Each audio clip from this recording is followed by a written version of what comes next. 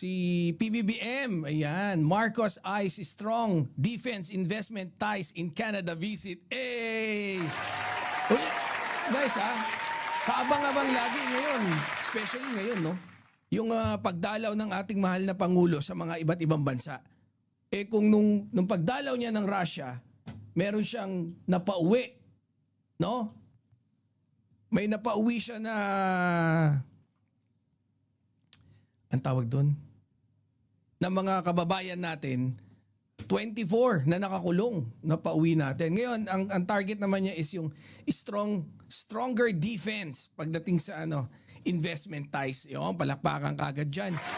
Alam mo, tuwan-tuwa na neto si kapatid Alfred. Di ba? Ayan mga mandirigma. Good news yan. This is another good development, di ba, para sa Pilipinas.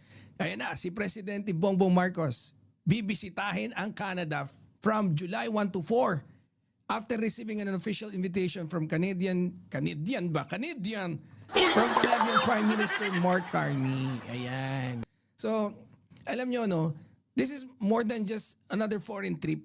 Hindi lang to tungkol sa handshake, di ba, sa photo ops or yung ceremonial meeting.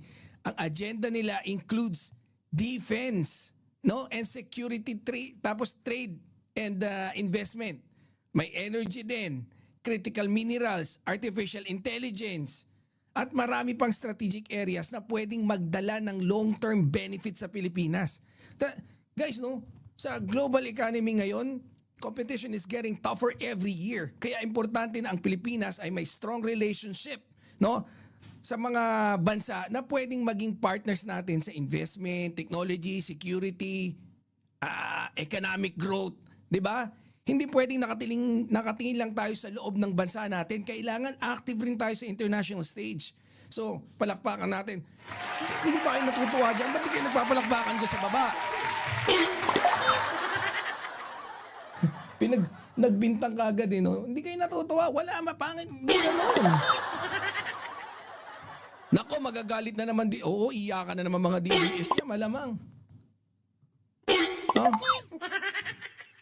Iyakan na naman mga DDS niya. Kasi when business like this becomes successful, it's not just the government that benefits. The real objective is more investment, 'di ba? More business opportunities. Tapos mas maraming trabaho. Ang daming target diyan na gustong iuwi ni PBBM. Malay nyo, baka may mga alam niyo naman mga Pinoy natin. Madalas nakukulong sa ibang bansa. Makapag-uwi ulit tayo. 'Di ba? Stronger technology partnerships, deeper economic cooperations. 'Di ba? Yun yung maganda eh. Yun yung mga projects or yung mga target ni PBBM that can eventually improve the lives of ordinary Filipinos. Kaya para sa akin, ito yung klase ng diplomacy na gusto nating makita eh, 'di ba? Hindi lang international travel for the sake of travel, di ba? Hindi lang yung ayoko nang banggitin yung isa dyan na travel. Sabi ni Yusek Claire, di ba? Pero wag na natin banggitin yun. Kasi every official visit, should bring home something valuable. Whether investment, technology, and yung mga sinabi ko kanina, kapag may konkretong resulta yung bawat biyahe, ang tunay na panalo ay, syempre, sambayan ng Pilipino. Palakpakan tayo dyan. Di ba? Yan ang hindi nagigets ng BDS. Yung benefits for both. Kaya nga hindi lang mga dilawan, pinklawan, at saka mga loyalista makikinabang dyan. Buong bansa, buong Pilipinas. Punta na tayo sa ating next na tatalakayin. I think wala pa naman. Ayan ay. Hindi ko alam kung totoo ito o hindi eh. Pero gusto ko lang din Ayan kasi sabi nyakit day, kahit mag-rally tayo na mag-rally, kung hindi susuporta ang Katoliko, walang mangyayari. Konti lang tayo eh. Tayo pa rin yung magkikita-kita. Sayang yung gastos. Pero I'm not sure. Ipinakita ko lang sa inyo. Ano lang yan? Skip lang din natin yan. Di yan kasama sa quiz kung sakali mag-quiz tayo.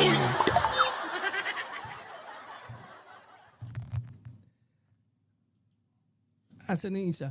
Sana mabago na ang konstitusyon ng Pilipinas para maging Prime Minister na si BBM para magtuloy-tuloy yung ganda ng Pilipinas. Pwede rin. Eto. Punta tayo dun sa next natin. Ito yung isa sa mga ano natin. No, deserve. Ang daming natuwa. Ang dami mong pinaligaya. Huwag ka na mag-alala. Huwag ka mag-alala, Badoy. Ang dami mong pinasaya, ang daming naging maligaya diyan sa nangyaring 'yan. Kaya huwag ka masyadong magdamdam. Huwag mong damdamin. PRC suspends Lorraine Badoy for 6 months over red tagging of healthcare workers.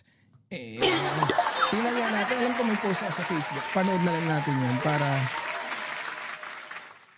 Ito si Lorraine Badoy. Hindi ko alam kung... Sinuspinde for 6 months. No? Nakahiligan kasi mag-red tag na mag-red tag. Pati yung mga health workers, ni-red tag niya. Kaya ako, sasabihin ko na talaga na well-deserved. No? Deserve ni low budget Inday Badiday wannabe. No, si Lorraine Badoy ang kanyang pagkasuspinde. Inday Badiday, low version, Inday Badiday wannabe. Punta na tayo. Hindi. Nakita ko lang sa Facebook kanina. Sabi, DDS Group, natulog sa kalsada para kay VP Sara. Pansinin nyo yan. Oy, mamaya, huwag kayong aalis. Walang alisan to So, DDS Group, natulog sa kalsada para kay VP Sara.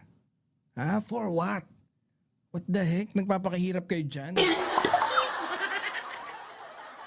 Ilang grupo ng taga-suporta ni Vice President Sara natulog sa kalsada sa malapit sa Senate na kung saan ginawa ng impeachment trial laban sa kanya. Nako.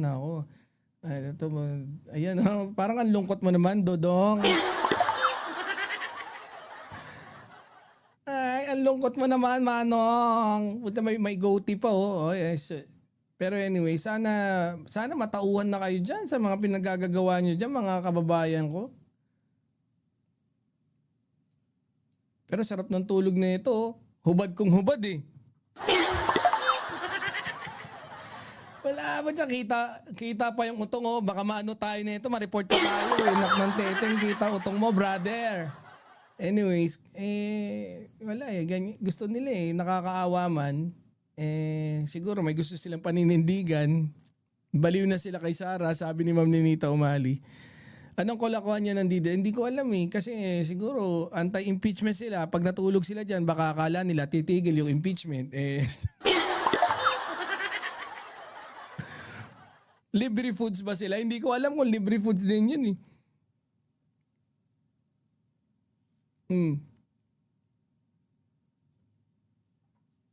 So, punta na tayo sa next na ano natin Ito. Ala! Ito, i-discuss natin to. Sabi rito sa balita ng Abante, FL Lisa Marcos bet maging senador si Mayor Joy Belmonte.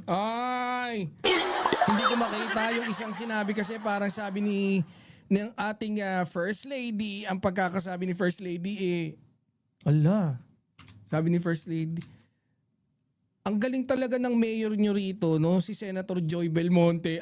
Parang ganun yung dating Parang ganun yung pagkakasabi. Bet kaya maging senador ni FL Lisa? Iyakan na kaya DDS dito? Mga mandirigma, hello. Mukhang mapapareact na naman ng buong political world dito. Maraming nauulol. Pagka si FL Lisa may padali, maraming nauulol Diba? Ayan ayon dyan sa ulat. Sinabi ng First Lady, gusto niyang makitang maging senador si Mayor Joy Belmonte. Hala ka dyan.